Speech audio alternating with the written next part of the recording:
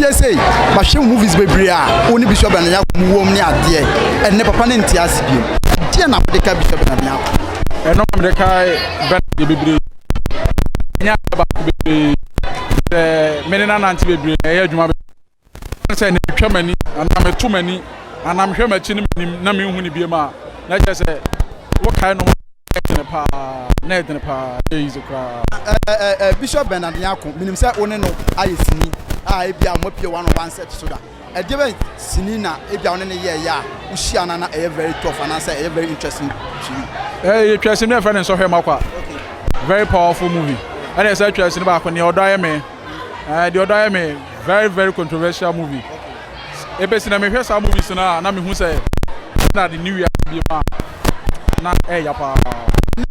I won't say yapa but I think say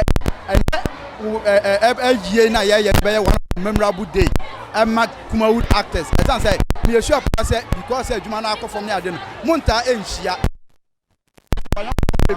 and one a wo hia wo macha wo no say na wo hu occasion no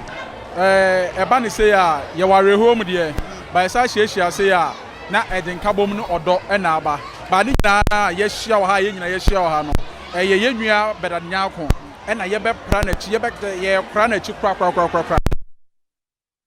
be bodoma ye de kra ye nua ye chi kra Ghana sini twa no ya tese Kumawood bepeja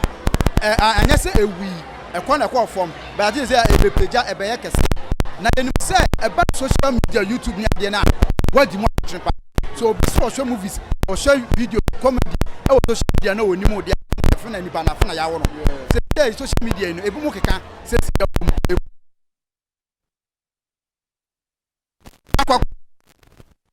ekwan ba so na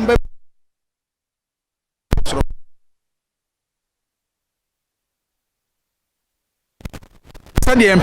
tu ho na mɔn ɛsa agyina ne naso a ɛbɔ mɔden no ɛyɛ obi afi na ɛyɛ obi ade social media deɛ no nso a yɛyɛ no ne nso ɛyɛ obi afi obi nti ne nyinaa bɛ combine bɔ ma ɛbɛma Ghana movie industry ayɛ ɛbɛyɛ hot na ɛbɛyɛ gigim nti yɛbɔ mpaeɛ baabi a bɛfa biara no na yɛde yɛsom sɛ